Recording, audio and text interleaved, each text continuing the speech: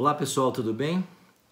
Sejam bem-vindos mais uma vez aqui no meu canal, Arilton Oliveira, para juntos estudarmos a lição da Escola Sabatina. É uma alegria poder receber todos vocês aqui. Quero aproveitar e fazer o convite para você se inscrever no canal, caso não seja inscrito ainda. Ativar o sininho, deixar o seu like e se esse canal abençoar sua vida de alguma forma, partilha também com outros amigos, para que mais e mais pessoas possam conhecer aí da Palavra de Deus, tá bem? Estamos aí na nossa quarta semana da lição da Escola Sabatina e hoje vamos estudar sobre uma aliança eterna. Vimos já a aliança que Deus estabeleceu com Noé e hoje vamos então ver a aliança que Deus estabeleceu com Abraão. E eu queria ler aqui o verso para memorizar, Gênesis 17, 7. Estabelecerei uma aliança entre mim e você e a sua descendência no decurso das suas gerações. Aliança perpétua para ser o seu Deus e o Deus da sua descendência. Olha que interessante, né?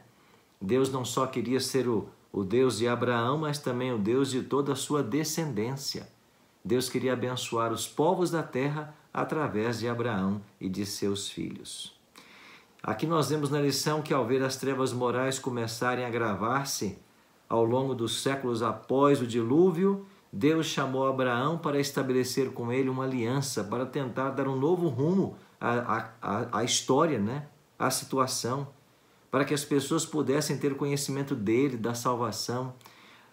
Uma situação preocupante, não? Porque a primeira geração já havia sido destruída no dilúvio.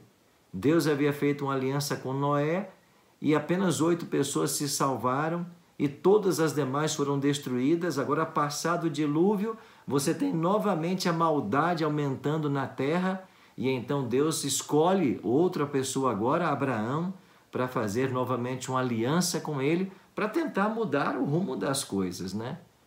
Então, as alianças que Deus fazia com os seus servos no passado, elas objetivavam levar salvação, levar o conhecimento dele às pessoas, né? Esse era o grande plano de Deus. E agora Deus queria então usar Abraão para então levar o seu conhecimento e o seu plano de salvação a outras pessoas. Essa semana vamos ver quais são as condições e as obrigações que estavam vinculados à aliança, especialmente à lição abraâmica. Aqui na parte de domingo, Gênesis 15, verso 7, nós temos Deus se apresentando a Abraão com o seu nome. O texto diz assim, Gênesis 15, 7, o Senhor disse também, eu sou o Senhor que te tirei de Ur dos Caldeus para lhe dar a terra como herança. E aqui a expressão que aparece no original hebraico é eu sou Iavé. Iavé foi quem tirou você da terra de Ur para dar para você a terra como herança. Interessante que nos tempos bíblicos a lição colocou que era atribuído grande significado ao nome. A nossa cultura brasileira não tem muito disso, né? A gente escolhe hoje o nome pela beleza, pela facilidade da pronúncia e poucos estão preocupados com o significado, né? Mas isso é muito importante. E para os hebreus, o nome era um indicativo do caráter, dos característicos dessa pessoa. Ou então os pais davam o nome para a criança dependendo de alguma situação que envolvia a história deles ou a história do nascimento ou alguma expectativa que eles tinham para a criança. Por isso os hebreus davam tanto valor ao nome. O nome carregava a essência da pessoa, né? As suas características pessoais básicas. É por isso que eles davam tanta importância a isso. E ao entrar em aliança com Abraão, Deus se deu a conhecer por esse nome, né? Iavé. Na realidade, nós temos aqui apenas 4 letras, que traduzidas seriam o Y, o H, o W e o H, também chamada de o tetragrama sagrado. Esse é o nome que Deus se apresentou também lá a Moisés, né? A lição diz que ele aparece no Antigo Testamento 6.828 vezes. Que tremendo, né? E parece ser a forma do verbo raiá, ser, e nesse significado seria o eterno que existe, aquele que existe por si mesmo, o autossuficiente. Esse seria então o significado do nome Yahvé, ou Jeová, ou Yahweh. Por falar nisso, você tem aí os testemunhos de Jeová que se apegam tremendamente a essa expressão e dizem, né, que o tetragrama sagrado, essas 4 letras do alfabeto hebraico, elas significam Jeová, né? E que Deus só deve ser chamado assim, e eles não aceitam que você chame Deus de outro nome. Bom, se você vai para a Bíblia, você vai perceber que Deus tem vários nomes, né? E como na cultura hebraica o nome carregava a essência da pessoa, as características, é claro que Deus não poderia ser contido num único nome. É por isso que Deus é chamado na Bíblia de Elohim, Jeová. Na realidade, essa pronúncia do tetragrama sagrado, ninguém sabe ao certo qual é. Quando afirmam que é Jeová, também não podem ter certeza. Isso se deu porque havia uma grande reverência na leitura do texto sagrado por parte dos rabinos, e quando eles chegavam aqui no tetragrama sagrado, ao lerem o texto do Antigo Testamento, eles não pronunciavam. Houve um tempo que eles pararam de tentar pronunciar esta expressão, esse nome, e diziam simplesmente Adonai. Então, onde aparecia o tetragrama sagrado, eles diziam Adonai. E eles começaram a fazer isso pensando no mandamento, que dizia, não tomarás o nome do Senhor teu Deus em vão. E eles chegaram a tal ponto, né, na sua ideia lá, de que o simples mencionar o nome de Deus poderia ser pecado, né, pecaminoso, ou não pronunciá-lo da forma correta. Então eles começaram a falar Adonai, toda vez que no texto sagrado encontravam o tetragrama sagrado. E é por isso que a fonética da palavra se perdeu. Então quando alguém afirma hoje, o tetragrama sagrado significa Jeová, Yahvé, Yahweh, ninguém sabe ao certo, ninguém sabe, porque essa fonética se perdeu. Posteriormente, os maçoretas inseriram no hebraico aí as vogais para tentar facilitar a fonética das palavras, mas de fato ninguém pode ter essa pretensão de saber exatamente como se pronuncia esse tetragrama sagrado. Mas finalmente Deus é chamado por vários nomes na Bíblia, né? Eu mencionei Elohim, El Roi, El Su, El Cancan, El Shaddai, como vimos na lição dessa semana. Então são vários os nomes de Deus. Por quê? Porque um único nome não pode conter tudo aquilo que Deus é, já que o nome carrega os característicos básicos de uma pessoa. E na segunda, né, na lição de segunda, Deus vai se apresentar agora como El Shaddai. Aqui em Gênesis 17:1, diz o texto assim, quando Abraão atingiu a idade de 99 anos, o Senhor apareceu para ele e disse, eu sou o Deus Todo-Poderoso, eu sou El Shaddai, anda na minha presença e seja perfeito. Por que agora Deus se apresenta como El Shaddai? Ele havia se apresentado como Jeová, ou Javé, ou Yahweh antes, e por que agora El Shaddai? O texto dá uma pista, né? Porque Abraão já estava com 99 anos de idade. A sua mulher também já era idosa. A mulher era estéril. Diz a Bíblia que ela não tinha condições mais de engravidar, mesmo se não fosse estéril. Já havia passado da época de ter filhos. Então, diante dessa situação de impossibilidades humanas, é que Deus se apresenta a Abraão como El Shaddai. Então, El Shaddai, o Deus Todo-Poderoso. E interessante que esse nome só aparece em Gênesis e no livro de Jó, né? Ele consiste primeiramente em El, que quer dizer Deus, né? O nome fundamental de Deus entre os semitas, e Shad é a ideia do poder, do Todo-Poderoso, né? Então a ideia crucial parece ser contrastar a força e o poder de Deus diante da fragilidade, da fraqueza e da impossibilidade humana de gerar um filho. Por isso que ele se apresenta assim. Abraão já estava com 99 anos de idade, Deus aparece para ele, e a ideia de El Shaddai é, eu farei de você uma pessoa extremamente fecunda. Interessante que essa expressão El Shaddai também está associado à fecundidade em Gênesis 28:3, quando Isaac dá a sua bênção para Jacó, dizendo que ele seria fecundo e que ele se multiplicaria. Também aparece aqui a expressão El Shaddai. Agora, Deus se apresenta, pelo menos 2 nomes já vimos aqui. Agora ele vai mudar o nome de Abrão, né? Eu estou falando Abraão, mas até esse instante era Abrão. Então, na parte de terça-feira, nós temos essa mudança, né? Os nomes das pessoas no Antigo Oriente Próximo não eram apenas formas de identificação, mas eram carregadas de um significado espiritual. E a Bíblia está cheia disso, né? Por exemplo, Joel, Javé é Deus. Natã, dom de Deus. E aí por diante. Todos os nomes bíblicos estavam associados a algum tipo de relacionamento com Deus, né?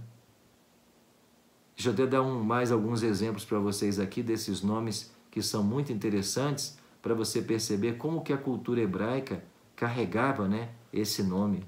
Por exemplo, Elias, tá lembrado do profeta Elias? Uliohu, Deus é supremo. Jeremias, Deus é exaltado.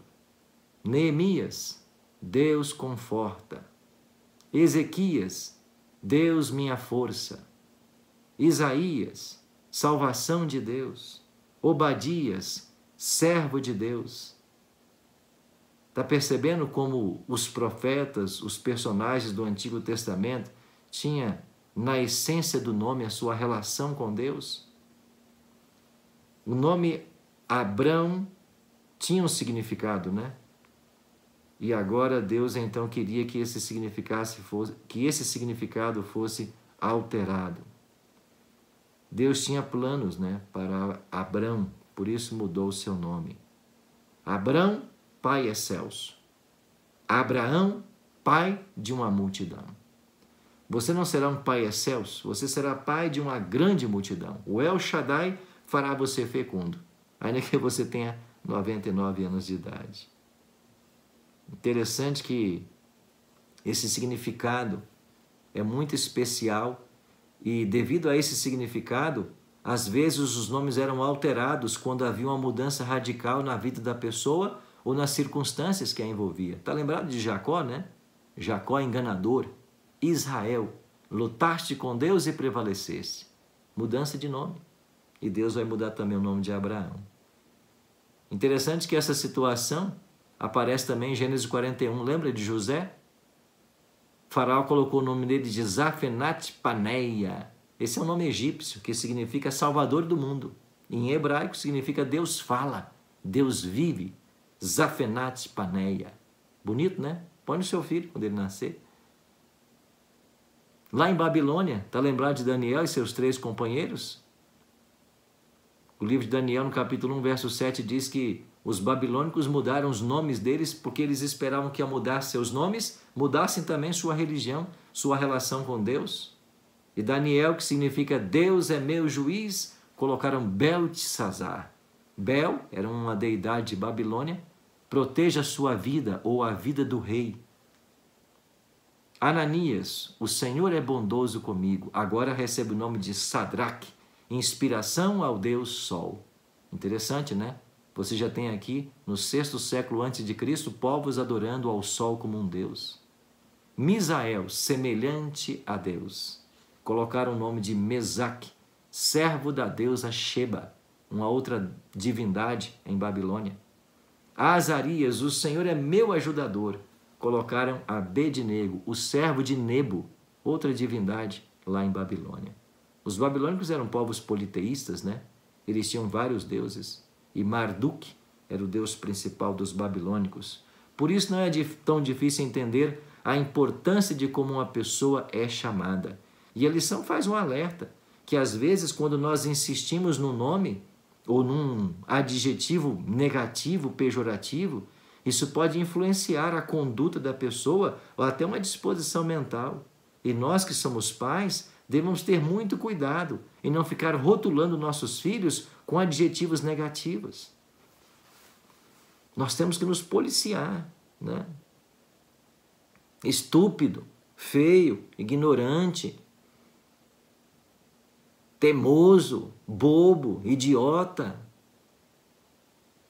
São expressões que nós pais devemos evitar, fugir como fugimos do vírus aí, da coronavírus aí. Temos que fugir disso. Temos que enfatizar as características positivas dos nossos filhos. Temos que gastar tempo com isso.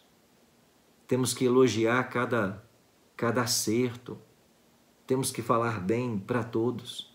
É isso aí. Muitas vezes eu estou colocando meus filhos para dormir e eu aprendi isso com um professor na faculdade. E ele dizia que fazia isso com um filho, né? E eu faço com os meus também, muitas vezes, quando eles estão ali quase pegando no sono ali. E eu fico dizendo no ouvidinho deles, né? Meu filho é bondoso. Meu filho teme a Deus. Meu filho é muito especial. Papai ama, mamãe ama. Meu filho serve ao Deus verdadeiro. E eu fico ali falando isso no ouvido deles. Eu espero que isso ajude a formar a personalidade dos meus filhos, o caráter deles. Então, muito cuidado com os adjetivos, os nomes que você coloca nos filhos. Isso pode atrapalhar muito. Vamos voltar então para quarta-feira. Deus muda o nome de Abrão para Abraão, pai de uma multidão. Você não é mais um pai excelso apenas, você vai ser o pai de uma numerosa multidão, como as estrelas dos céus. Eu vou estabelecer com você uma aliança e essa aliança vai ter 3 etapas. Chegamos à quarta-feira. Primeira etapa, as promessas de Deus. Deus se aproximou, deu uma ordem e fez uma promessa. Sai da tua terra e eu farei de você uma grande nação. Essa é a primeira etapa. Segunda etapa, havia um ritual a ser seguido. Abraão teve que sacrificar ali alguns animais, alguns deles foram divididos ao meio, uma banda de um lado, uma banda do outro, e ele teve que passar no meio ali, fazendo um compromisso com Deus de que ele iria obedecer aquilo que Deus estava orientando. Lembra que, vamos ver isso aqui ainda, né? Demos só um vislumbre aí na semana retrasada, mas na aliança com Moisés também houve ali, né, uma cerimônia, um animal foi sacrificado, o sangue foi aspergido sobre o povo. Veremos isso mais para frente aí. E a terceira etapa da aliança, o significado do nome Abraão, que ressaltava o desejo de Deus de salvar a todos os povos. Então Deus queria que ele fosse pai de numerosas nações. Isso incluiria judeus e gentios. O Novo Testamento deixa bem claro de que os descendentes de Abraão, os verdadeiros descendentes, são aqueles que confiam nos méritos do Messias prometido. Portanto, a intenção, desde Abraão, era que Deus salvasse o maior número de pessoas possível, não importando suas nações. Essa foi a terceira etapa, né? E Deus esperava abençoar todos os povos da terra através de Abraão. Também esperava fazer isso através de Noé. Infelizmente, nem todos aceitaram o plano de Deus. Mas agora Deus, mais uma vez, buscando o ser humano para estabelecer a sua aliança, porque finalmente Deus quer salvar. Esse é o grande desejo de Deus. E a quinta falou das obrigações da aliança. Gênesis 18, 19 diz, porque eu o escolhi para que ordene a seus filhos e a sua casa depois dele, a fim de que guardem o caminho do Senhor e pratiquem a justiça e o juízo, para que o Senhor faça vir sobre Abraão o que lhe prometeu. Olha aqui uma obrigação da aliança. Eu vou fazer de você uma numerosa nação, mas você tem que ordenar a sua casa, seus filhos, os filhos depois de seus filhos, para que eles pratiquem a justiça, o juízo. Então Deus estava confiando os oráculos sagrados a Abraão, e Abraão devia transmitir isso à posteridade, a Isaac, Jacó, e isso aconteceu, né?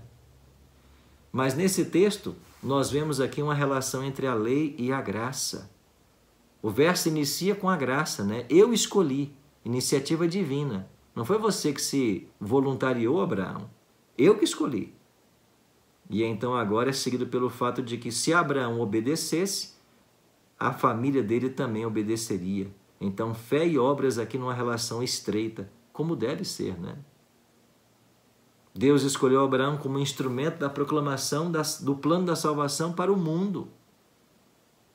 Interessante que Abraão tornou-se conhecido na Bíblia como aquele que erguia altares. Nós estamos num tempo onde não havia santuário, né? Você tem Abraão, foi pai de Isaac, pai de Jacó, pai de 12 filhos, 12 tribos, aí veio então o santuário, no tempo de Moisés, quando as tribos são libertas lá do Egito, né? Então, muito antes do santuário ser construído, era através dos altares que Abraão erguia e dos animais que nele eram sacrificados, que a mensagem do Evangelho era passada de pai para filho, de geração para geração. Esse animal que está morrendo, ele aponta para o Messias, que em breve virá para nos salvar.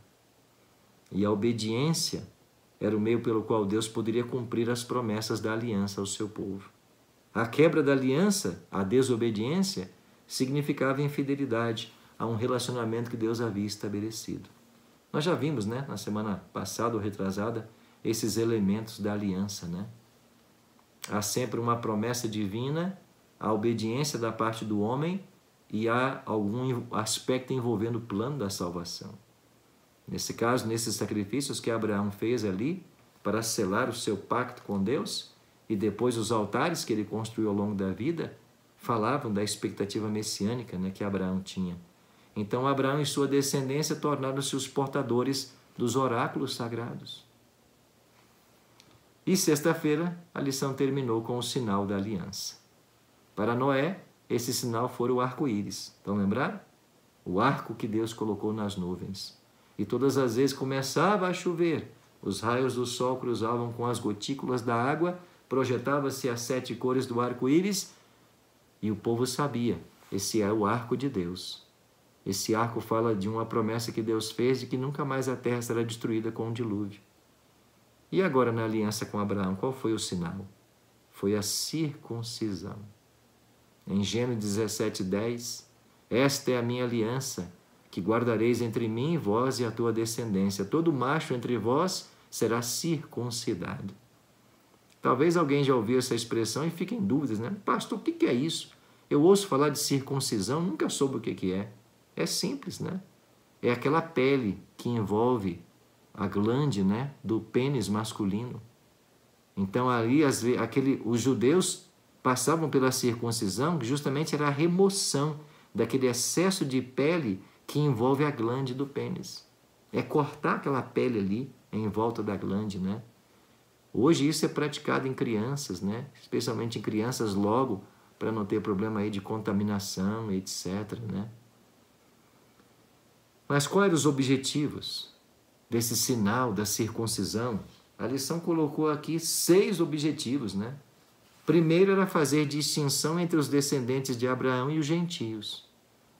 Interessante que a circuncisão tornou-se um sinal de aliança, a tal ponto de que o gentio, quando ele quisesse integrar a família de Deus, ele tinha que ser circuncidado. Então você passou a ter israelitas que foram circuncidados no nascimento, que eram israelitas por nascimento, né, por hereditariedade, e você tinha agora israelitas que praticavam o rito da circuncisão para serem aceitos como israelitas, mas de outros povos. Mas todo mundo que queria servir ao Deus de Abraão, o Deus de Israel, agora então passava pela circuncisão. Eu vou voltar nesse ponto mais à frente. O segundo objetivo era perpetuar a memória da aliança. Então, todas as vezes que a pessoa fosse urinar, fosse ter relação sexual, né, ela via ali o sinal da aliança. Ela se lembrava do que Deus havia feito, né? Era também promover o cultivo da pureza moral. Então, quando o jovem olhava ali o seu pênis circuncidado, ele tinha que entender que ele tinha que manter a pureza moral. O sexo era algo que Deus havia preparado pós-casamento. Representava também a justiça pela fé. Esse é um sinal de que nós somos escolhidos. Escolhidos para sermos os detentores dos oráculos sagrados, da verdade de Deus. E esta verdade inclui o anúncio do Messias que virá para nos salvar. Então, fé na justiça de Cristo. Simbolizava também a circuncisão do coração. Paulo colocou isso, né, em Romanos 2. Nós devemos circuncidar o nosso coração, ou seja, o sinal de entrega, de pertencimento, que era a circuncisão, deveria também envolver o coração. O coração tinha que ser devotado a Deus. E, finalmente, prefigurava o rito cristão do batismo. Então, era o sinal da aceitação do proselitismo, né? O prosélito passava por isso, por esse rito da circuncisão. E aí o comentário bíblico adventista vai colocar que ele prefigurava o rito cristão do batismo. É por isso que quando chegamos ao Novo Testamento e vem João Batista e João Batista começa a batizar, agora o batismo torna-se o rito de iniciação no cristianismo, não mais a circuncisão. Há uma transição, né? Então esse foi o sinal dado aí à aliança de Deus com Abraão. Semana que vem vamos continuar essa temática tão importante. Mas quantas lições espirituais, né, podemos tirar para a nossa vida? E eu fico aqui com Romanos 2:29. Hoje a gente não faz a circuncisão como um sinal de participação na aliança com Deus, mas o coração tem que ser circuncidado. Esse coração tem que estar sensível, né, à voz de Deus, aos planos dele, e que Deus nos ajude a mantermos firme a nossa aliança com Ele. Nós somos espiritualmente os descendentes de Abraão. E por causa dessa aliança nós somos abençoados. E a gente é abençoado para abençoar outros, né? Esse é o sentido da bênção. Então que você seja a bênção para todos aqueles que estão ao teu redor. Tá bem? Vamos fazer uma oração? Pai querido, obrigado pelas lições tão especiais que tiramos essa semana na lição da Escola Sabatina. Que o Senhor nos ajude com todos esses conselhos. Que o Teu Espírito nos ajude em nossa caminhada, em cada momento, nos preparando a cada instante para a Tua volta. É a nossa oração. Em nome de Jesus. Amém. Obrigado, viu, por esses minutinhos com a gente aqui. Mais uma vez te convido para você se inscrever aqui no meu canal, se você não é inscrito ainda. Se inscreve, ative o sininho para você receber as novidades, deixe aí o seu like. E se você gosta desse conteúdo, partilhe esse canal com seus amigos, tá bem? Um abraço carinhoso, até o nosso próximo vídeo.